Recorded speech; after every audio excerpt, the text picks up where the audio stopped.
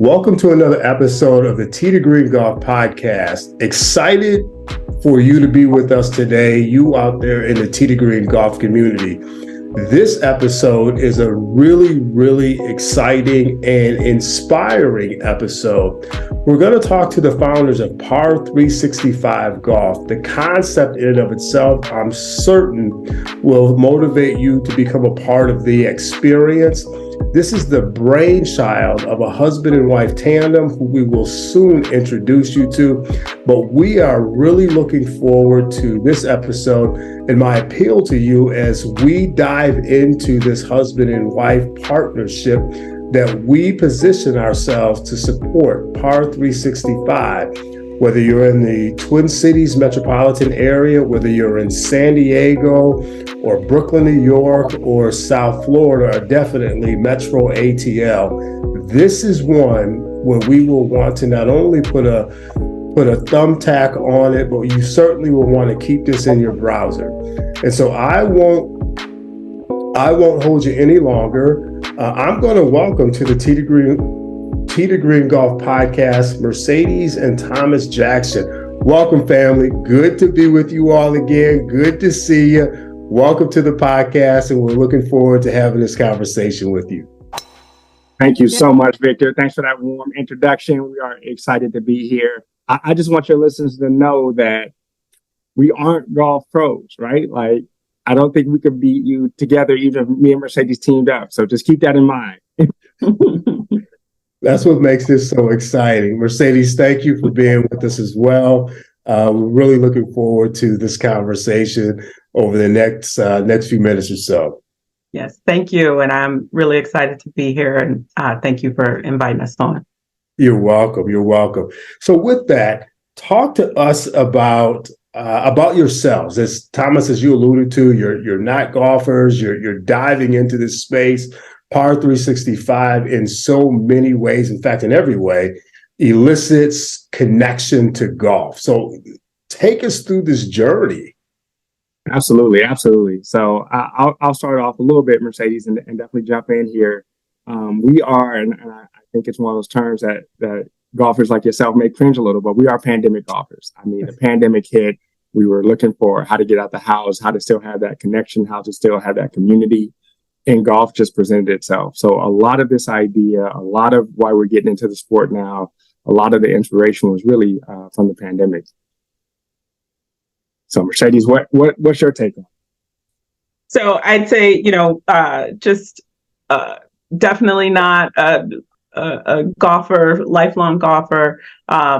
We really kind of dove into this venture, kind of born from our kind of what we discovered over the course of the pandemic in terms of how to spend that time, how to spend it well, how to be active and get to connect with, not just friends and coworkers, colleagues that we weren't seeing regularly, but also as a family, getting away from the house and doing something a little bit different.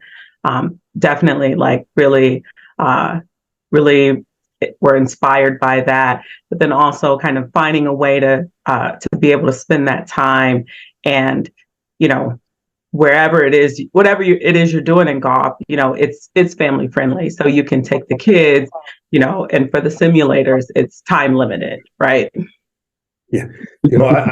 I actually like that. And I think what's so spot on about how you all navigated towards golf is that earlier this year, during one of the men's majors, the USGA commissioner alluded to the fact that during the pandemic, in many ways, the pandemic saved golf at that particular point in time. And what saved it were creatives like yourself, people of color, and women who took that opportunity to see golf as a lifeline. And in many ways, you all didn't see it as a lifeline. You saw it as an entrepreneurial opportunity. So I think that's a little different spin on what the commissioner of the USGA was alluding to, and my guess is at some point in some way he listens to this episode, it certainly will broaden his appreciation for communities of color and how they've impacted and will continue to impact the sport of golf. So I absolutely love that and think it's in line with what golf understood to happen to it during that pandemic, in fact, and since. So wonderful, wonderful, wonderful.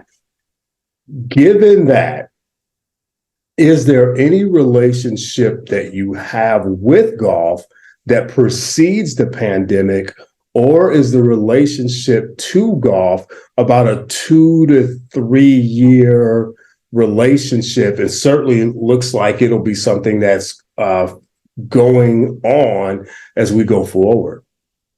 No, that's a great point. Oh, go ahead, Steve. Oh, I can start on that. I'll say I was exposed to golf as a child. Like my grandfather was a big golfer, and we lived next to the golf course. So he would come and golf on the weekends and then pick me up and take me out. And so I was, familiar with it. We haven't mentioned this already, but I'm a lawyer by day. I work at a corporate law firm, and golf is definitely a part of the culture of firms. And I would say as a young woman of color, it wasn't my thing, right? People, they build business in all kinds of ways. I didn't really see the value for me of spending my time in that way. I'd much rather connect with people in different types of ways. And it wasn't, really until I got a little bit older and had a better appreciation of kind of the wide range of skill sets of these business people who are stepping onto the golf course. Right. Like, you don't have to really know what you're doing and be like a pro at it in order to go out and have a good time. And nobody is necessarily expecting that of you. Correct. And so once I was able to kind of put that to the side, I was really able to enjoy it and be more open to kind of doing that. Very nice. Very nice. No, absolutely. And I love that, Mercedes is definitely very humble in her statement. She's a partner at a local law firm here. So she definitely is in the golf culture, and a lot of her peers and coworkers and co-owners also are big golfers. Whenever we go to the happy hours, they're always very excited about the concept and the idea, but they're always talking kind of golf as well. For me, I mean, my memory of golf before this is very limited. Even to this day, even with this business, I remember my dad telling me that, golf is a white man's sport. It's a white man's game. And to this day, like, he's starting to warm up to the idea of the business, but he will not ride in a golf cart with me. He will not set foot on a golf course. When we started the business, we really started doing a lot of research on the history of golf. The initial concept was really to do more of a historical spin, and we then leaned into music, because the history of golf it's a rough history, as you know, and it's something that, there are a lot of unfortunate moments. My dad was born in 1950. There's a golf course not too far from his house, but, golf wasn't even, on the books available for Black people playing until 1961, right? So his formative years, his teenage years, he has very, very poor memories of golf and the culture and kind of what he experienced growing up in Chicago. So that was always kind of the lens that I viewed it with growing up. I was an avid athlete, played a lot of sports, and I know you've seen this information, but the demographic and the reach on golf is ridiculous. Everyone knows golf. Everyone knows Tiger. Everyone has heard some of these famous names, right? But the people who actually have the ability to play and engage with it, and then to some extent, the kids who are actually interested in it, especially in this day and age, seems to be very, very limited. So, that was one of those things that, my peers didn't play. I hear, kind of the myths and the legends of like my great grandparents playing, with like Joe Louis or Bill Spiller or some of those who came through the Chicago circuit. Yep. For me, it's so far removed, the generation of my parents, like they didn't engage with the sport. I think my grandfather might have played a little bit, but, it's definitely something that before the pandemic, I wasn't really checking for like that. Yeah, that's so good. And I think both of the Both of the answers are so rich. You know, Mercedes, one of the things that, in fact, I've echoed this. This is actually the third episode that I've shared this, but golf has been, I won't say good to females, but what it is, it's awakening to females in golf right now. And since the pandemic, we've seen a year over year increase in the number of women in golf. And to your point, and certainly your experience, Mercedes, the being in business and realizing that you don't have to be proficient to play the sport is now part of why we're seeing women gravitate towards the sport. And in some ways, they're becoming proficient, and that's a relative word. But I do think that the stigma around entry to golf as an adult is being broken down. And Thomas, you're extremely right. I have I guess I could consider him my great uncle, my grandmother's brother, who was part of that cadre of brothers that in the 50s, in the 60s, they were good enough to play on the tour, but they weren't allowed to play on the tour. And I remember some of those stories kind of consciously and subconsciously of him talking to me about that, but he would always open his trunk. And in his trunk would be trophies and drivers. And I would always say, Uncle Fred, where did this stuff come from? And he would say, I won them in a tournament. And now that I sit before and behind this microphone, I understand what he was doing and where he was winning those. And he was going back and forth between Chicago and Gary, which is where they lived. And so I think what's even more inspiring now is that you have memories of that history. It's close to you through your father. And now collectively, you two are creating a whole nother narrative, which in many ways is the present and will be the future of inclusion of the sport of golf. Absolutely. So that deeply powerful already. Par 365. I've had the pleasure of visiting with you both on more than one occasion. Thomas, we were introduced through Solomon Hughes Senior Golf Academy there in Minneapolis, and it was truly a pleasure at that moment. I know a little bit about it, but the Tee to Green golf community does not. What is Par 365? Thomas, you want to take this? No, go ahead, Mercedes. I see you confident. Look at the bashfulness on both of you all. Come on now. So Par 365 is an indoor golf lounge, bar, and restaurant, and we're located in Roseville, Minnesota, which is a suburb of Minneapolis and St. Paul. So we're within 10 to 15 minutes of both downtowns, very conveniently located.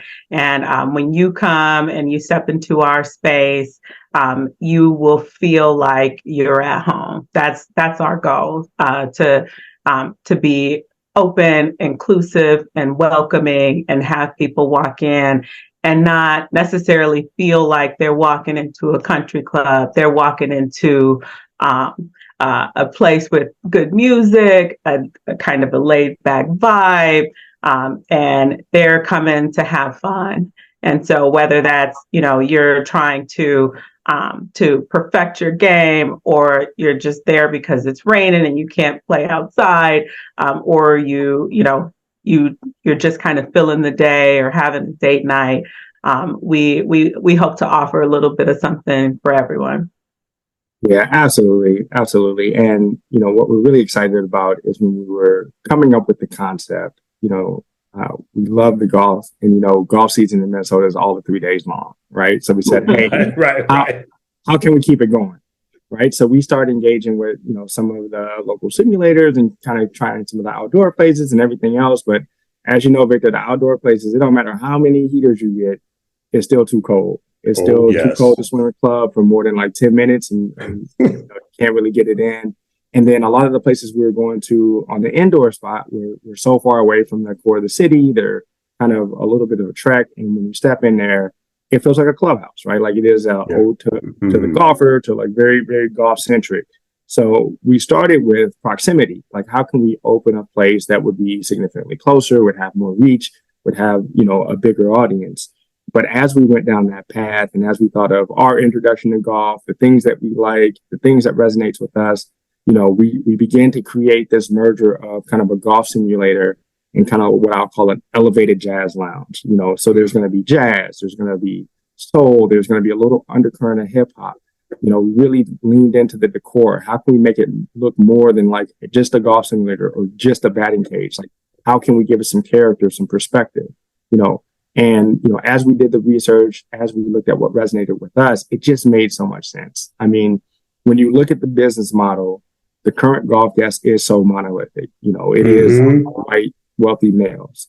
But when you go into the golf world, when you look at, leagues like Live and you hear the music and the vibe and the things that they're doing, like it's so ready for this type of experiment that we're so ready for this concept. And it's something that I feel is ubiquitous, whether you're in the north side in Minneapolis and you've never swung a club before, or you're coming from town and country. Like a lot of those cultural cues, a lot of that music, a lot of that vibe, like everybody's looking for that. And we thought it was such a great opportunity to bring together community and bring together people all in one space, kind of enjoying golf in different ways. So that's kind of at the core of what we're trying to do. It really is about creating this inclusive community where everyone feels like they belong. And listen, I'll add to that. It's in many ways, you all are innovators in more ways than you may think that you're already doing something innovatively. And given that this year, so I think there's a few things that we can pack into this. One, as we all know, this generation of golfers from, the junior golf circuit in America from, 15 to those at maybe 35 and maybe early 40s, that group, particularly those on tour, whether you're Caucasian, you are Asian, you are Latin, African American, the music of choice largely is hip hop. It's hip hop. And so that's not an unfamiliar experience to that generation of people. I think in terms of the vibe and the culture of the sport, I saw it on the DP World Tour, and I actually saw it on the PGA Tour this year. And golf manufacturers are now coming out with hoodies. Right, the hoodies, okay? And so we're seeing a change in the culture, and you all in many ways are giving that golf experience and leading in that way to something that is off course, but still directly related to the sport. So I think that you're spot on, you're right in line. Again, this is another step where you're changing the narrative. And I'll also say this. For the Tee to Green golf community, some of you may have cringed when Mercedes mentioned Minneapolis, St. Paul. And listen, I get it. However, I think it's absolutely worth the investment. I did 15 years in the Twin Cities. It is a unique community, but let me say this. The trip to Par 365 is a direct trip from Minneapolis, St. Paul Airport. Pick up your rent-a-car, hit 35, head north. You'll see Roselle, you'll come to Roselle, and then you can go 35 south and go right back to the Mall of America. Now, for those of you that choose to come during golf season, this could be a complement to your golf experience. The Twin Cities, including northern Minnesota, has some of the best golf courses that you will ever encounter during the golf season. So there is plenty of reason to support Par 365. That could be a direct trip for you, or it could be a trip as a complement to an otherwise planned visit to the Twin Cities. So Listen, pack your jacket, pack your Timberlands, put your hat on. Listen, whatever you need to do. Get that hoodie. Get that hoodie. Get that hoodie. Power 365 will be open from January to December 31st, and then flip the calendar again. So really, really good stuff there. One of the things opening in Roseville. So Roseville is where our first location will be. We're hoping to open this fall. So we're looking at kind of that November's timing. But Roseville is just an amazing growing city right outside of the Twin Cities. It's one of those inner ring suburbs. I think their mall has the second most successful mall outside of the Mall of America. So we're really grateful to be in just a really good location and a really good city to kind of start this venture. There you go. Facts. Hey, listen, the other thing that I looked at is I was paging through the website, and we'll ask you all to give that to the community later in the episode. And the website talks about our story. And specifically, it states imagining an experience. In the spirit of imagining, take us through how Power 365 came about. I know we talked about that a little bit, but let's expand that some and bring the Tee to Green Golf podcast community in further to what this experience will ultimately be like. Yeah, absolutely. As you look at golf and how you said it, it is definitely time for differentiation, more diversity, more belonging. And because we didn't grow up in that community, we were trying to think of a way that connected Par 365 to the experiences that we had. So the simulators is where it kind of starts, right? It starts with simulation.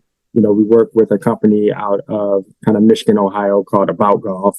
Michael Breed from the Golf Channel uses this same simulation. So it's a high quality product.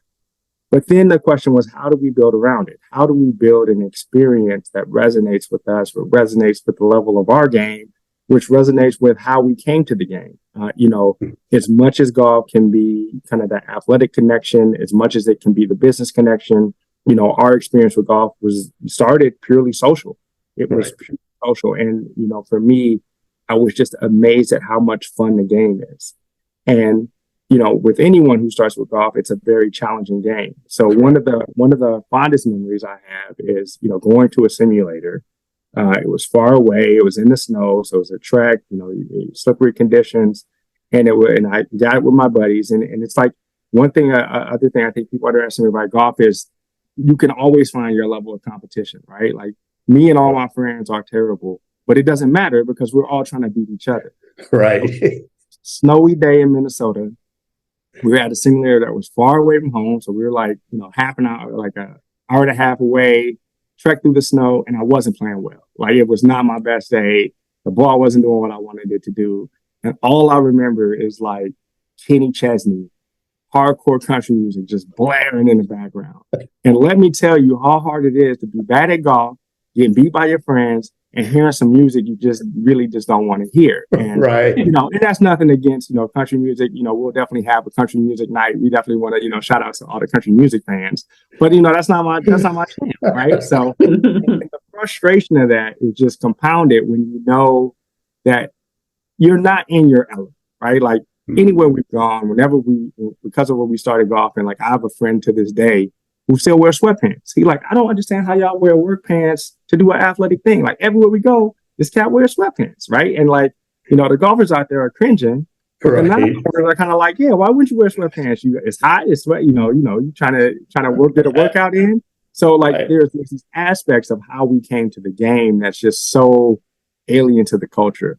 And that's part of what we try to put in the DNA of Par 365. Like how can we have aspects that avid golfers will gravitate to? Like we got the top technology in the game. We got, we'll have clubs there for people who don't have clubs, right? We'll have these things, but then we'll also have this decor, this vibe, this presentation that is very much like an upscale kind of jazz club, right? So like jazz, soul, that undercurrent of hip hop, like we wanted to blend these things in a way that felt authentic to our experience. And we thought who better to tell that story than us. Absolutely. Right. And like one of the features that was kind of part of as we were building it out, like we have a collapsible DJ booth so that we can kind of pull it out, get set up, for, for a night out on the town. Right. And people can come and, whether they golf or not, they can still have a good time. I love that. So when the doors open and we are close to, let's say, the grand openings, what will visitors see? I love the smile. After every question up to this point, you two ultimately smile before launching into an answer. So that excites me. Listen, I'm having this conversation with you all, thinking, when can I get to the Twin Cities when the door? We're going to have you there. The funny part about this is, because of my background's in corporate America. Mercedes' background is on the legal side. Like, these questions you ask are so home, because we're so into the weeds of all the decor, picking out artwork. Like, so every time you ask the question, just the looks that we exchange, there's like 1,000 stories behind it. So we're like, Right. who want to tell the story about artwork? It's like these things that you're asking. We just know that each of us has that kind of perspective. So I took the last one first. So Mercedes, you go for this one. Okay, so we're located in like an office park, which is, it's a little bit away from the mall area, but we really like that spot because, we're going to have golfers, they're going to have golf bags. We want to make sure that there's plenty of parking and it's easy in and easy out. And so when you walk from the outside, it looks like an office park, but you walk in and like Thomas said, it looks like a jazz lounge, right? We've got, really colorful, art. We've got, wood, a handcrafted wood bar. We've got a state-of-the-art kitchen and food service equipment so that we can, put out meals that are, not just burgers and fries. Like, we want to have people who are coming and eating healthily. We've got, we talked a lot about the music. We've got a putting green, like right up front, so that, if you're waiting for your turn at the simulator, you got something to keep your hands busy. We've got big screen televisions so that, while that's not necessarily why people go to golf simulators, we want to be able to put on the game if the game is on.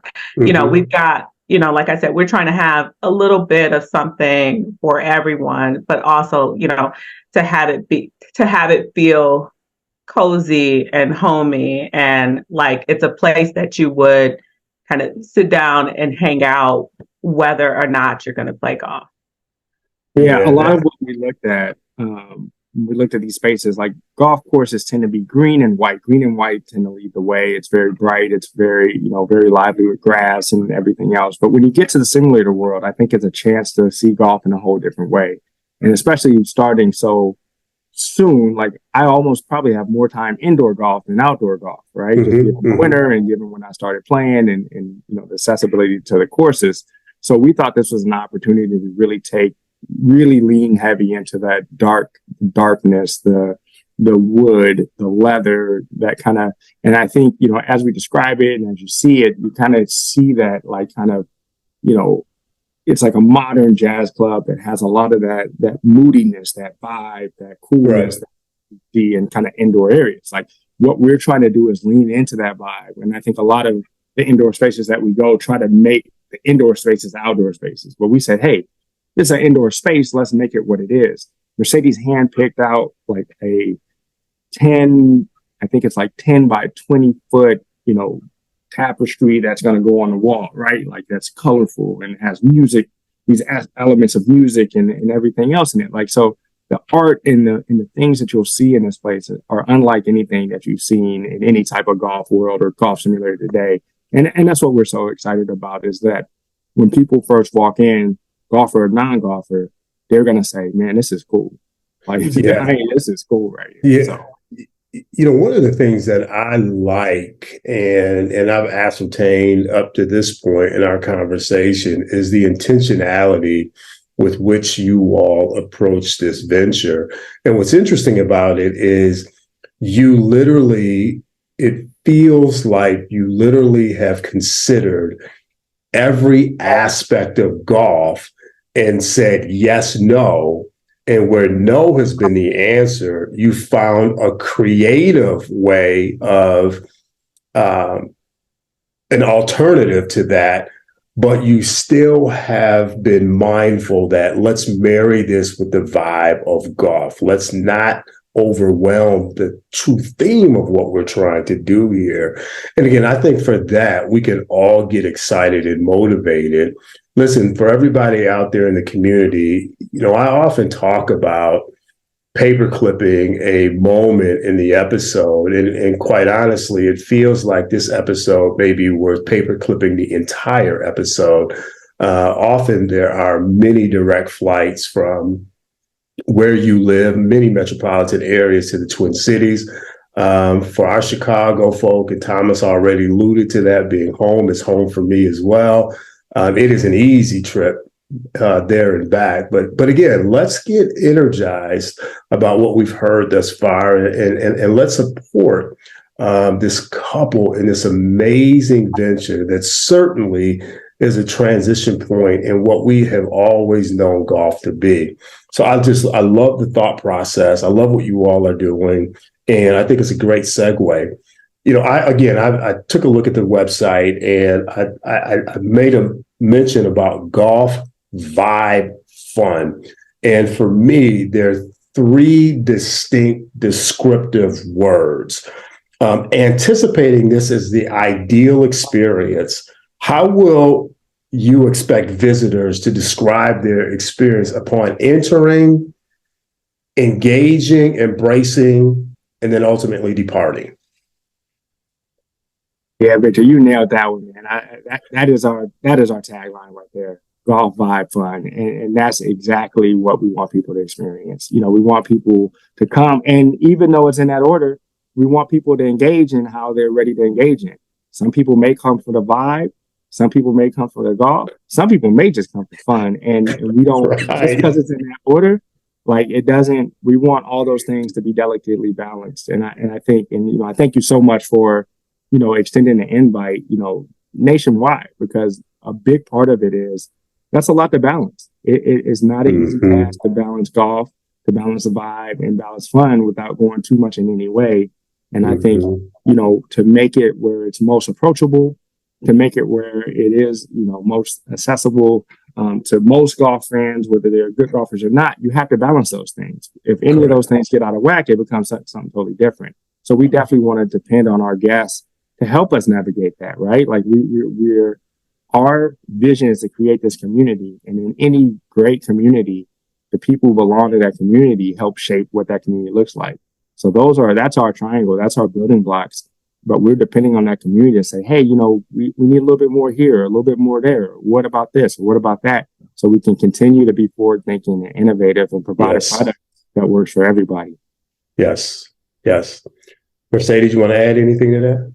Yeah, I would say kind of being in the Twin Cities, with it being such a big golf town, I think we could be very successful just among golfers, because simulator space here is at a premium.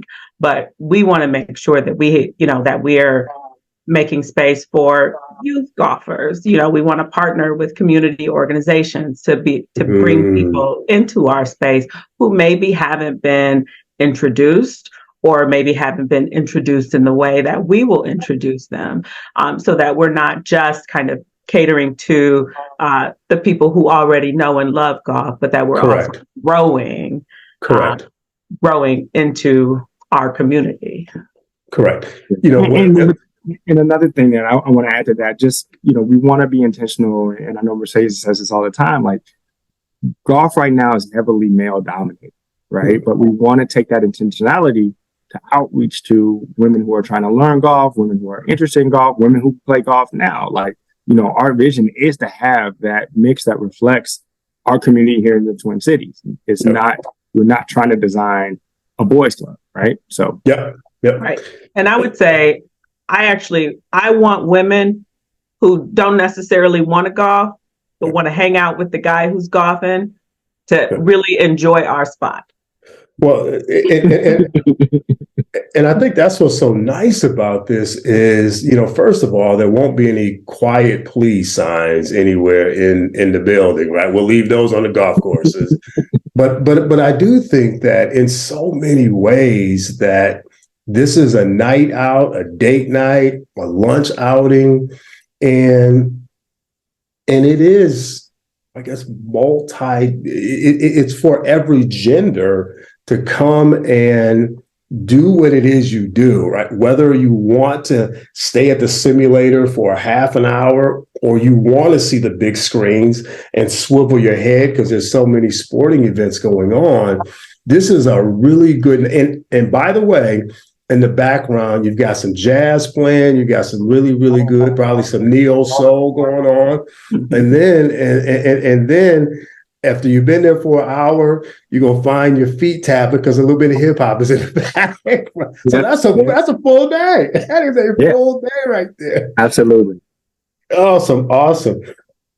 Thomas, you mentioned the vision statement, and it expresses an intent to foster community. For me, it was critically important that I gave you all an opportunity to talk about this, because when we first met in the summer, Thomas, that's exactly what you talked about when you talked about community. And I think community can be defined so many ways. But from the Par 365 perspective, what does that mean? Yeah, no, I love that question, and I'll try not to get too deep here, but there's definitely been, well, when I think of my experience in the Midwest, and especially when I think of spaces of entertainment, they tend to be incredibly segregated. They tend to be Black spaces and white spaces and different communities and Latino. Like when it comes to entertainment, and I think entertainment in any form is the ultimate way where people get to know each other, people learn about each other, people experience each other. Unfortunately, I think the Midwest still has a long way to go, and a lot of spaces and neighborhoods tend still to be segregated. So when we started this, knowing that it came on the heels of kind of the murder of George Floyd, a lot of civil unrest, we saw even more division within our local community. So our cornerstone and where our vision really starts is around creating community. And then in doing so, we want to do that through golf. So that's what we see as the ultimate kind of goal and exercise here is, can we create this space that isn't segregated, that has all these elements, that brings people together? Ultimately, I can't wait to the day where I see someone who is from Edina playing with somebody who is from North Minneapolis, right? Absolutely. At what point do those people cross? And we wanted to create that space where it is just normal for people like that to cross and interact. So that's where that starts. And then when it goes down to the golf with our mission, it's really about making golf more approachable, more affordable, and more accessible, right? And when we think about our history with it, like when I was growing up, golf just wasn't an accessible sport. I didn't know where to go or how to engage. It's not like a basketball court or soccer field where you just walk up. You kind of got to know somebody. So we want to be that uncle, right? We want to be the uncle to introduce people to like how fun this game is and how much you can get out of it, right? And we took steps to be intentional about how to make it more affordable, right? And then I think in our design and how we wanted to feel, that's how we were trying to make it more approachable. So that's kind of the stair step that we put together of ultimately what we're trying to do and then how we're going to go about doing that. Excellent. Mercedes? I think Thomas hit the nail on the head with that. Like, we're just being really intentional about, how do we build that community? How do we form those partnerships? How do we, keep people kind of coming back, not, for the experience and for kind of that diversity that we hope will be there. Yeah, and we're in a time and place right now where I'm certain that as that happens through you all, it will resonate in ways that are tangible and many that are not. It feels like that way from my vantage point in what you all are or have launched. The website refers to coming fall of 2023. you all are closer, or listen, being in the Twin Cities, you might be well into fall right now relative to some of the other places. When can we expect the doors to open? So we are now on target for early November. We've got a date where the simulators are being delivered, kind of locked in. We cleared our last construction permit earlier this week. Nice. And so that kind of freed us up to just kind of race from now to then. So we are kind of elbows deep in these last few steps, which includes not just the build out, but also building out the team. And so that's another way that your listeners could support us. If they know somebody who's interested in joining our team, please, go to the website, reach out to us on social. We definitely want people who are excited about the idea to come on board. Let's put a thumbtack in that really, really quick and talk to us about the website. Please share your website and any other social media locations with the Tee to Green golf community. Absolutely. Par 365 Golf is our handle across the socials and our website. So website www.par365golf.com. That's the same with Instagram and Facebook, and those are our primary uses of social media. To what Mercedes said, we're definitely trying to build a team, and we know that given the state, given that we don't have background in hospitality, we're also being very intentional about pulling people from golf courses as they close, as well as people from the hospitality and from the entertainment industry, right? So I can't wait to see this team come together. I think there's going to be such an exchange of knowledge and experiences, and how different people deal with different customers today. So I can't wait to see that happen, and that's going to be a big part of it. But yeah, that's where we are today in terms of that November. Anyone who's opened a business, especially brick and mortar in hospitality, in food, in entertainment, knows how tricky some of the laws and some of the permitting and on all those things can be. So, we have been really close to the chest on the opening date because we know at a moment's notice, the permits or inspection things can change, right? So I will say everything that we've controlled. If it was up to us, we'd be open right now.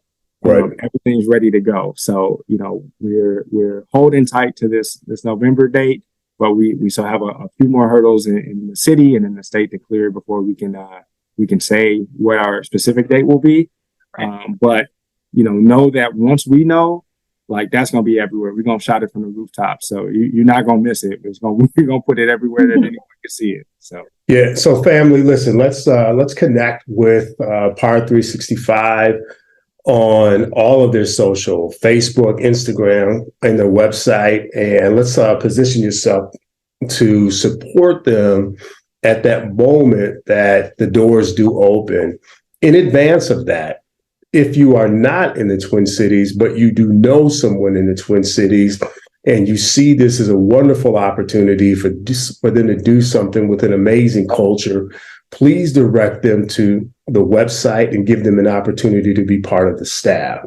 If you are in the Twin Cities, and again, you know someone who is looking for a culture that is vibrant, that is high energy, that is certainly going to be governed by two professionals, as well as an opportunity to indirectly learn skills that cannot be taught in the school or the classroom, please direct them to the website, and let's give them an opportunity to become part of this amazing culture and this innovative new venture. One of the things that I always ask as we get to the closing of every episode is, how can the Tee to Green Golf podcast community support Par 365? How can we support you all? Absolutely, Victor. Once again, you nailed this one. Definitely engage with our social media. Everybody needs more followers, right? We need more followers on Instagram. Par 365 Golf is the handle. And then contact us is on our website. So right now we're looking to kind of build that momentum as we go into opening. And then as soon as we get those doors open, we want to host as many people as we can. I mean, we also want to open it up to anyone who may have organizations. We will be operating as a full event center. So We'll have some VIP bays that you can rent out for groups that are like, but if you got a team of, 50, 60 people, we want to rent out the whole space. We want to make that space yours.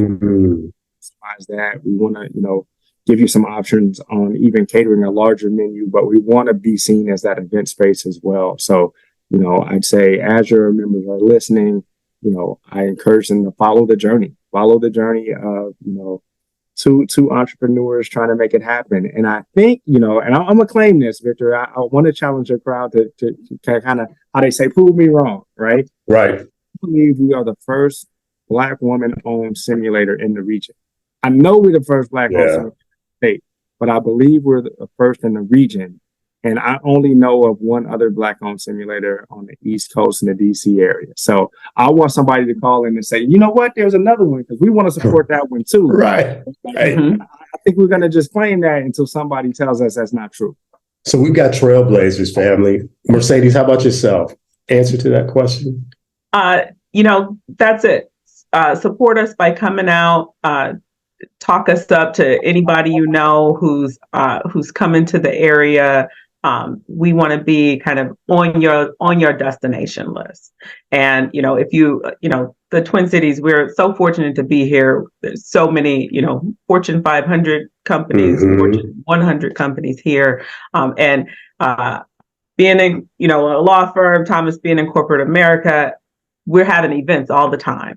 And I've got people even in my organization who are saying, hey, give me the opening date so that I can book. And I want that same energy from this crowd.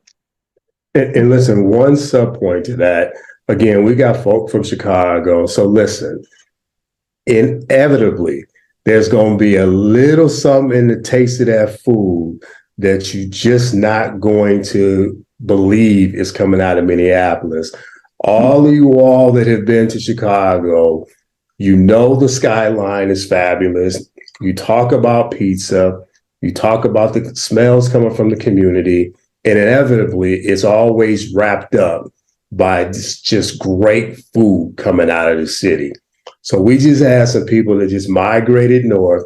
They didn't lose the feel and the vibe for what it's like to be in that 606 area code. So know that you're going to not only have an amazing experience, but your palate is going to be dancing as well.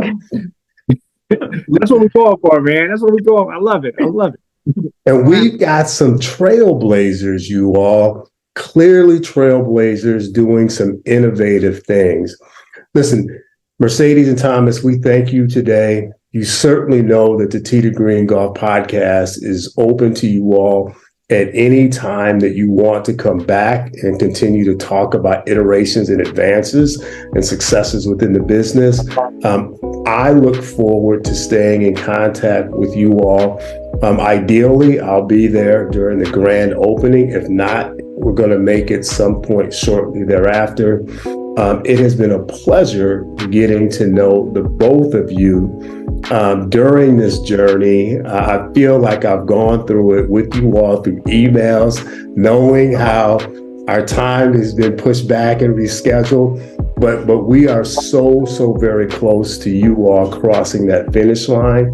You have our prayers, you have our support. I will continue to support you through the Tee to Green Golf podcast community. Everyone, thank you for being with us on this episode. As we always say, hit it straight from Tee to Green. We are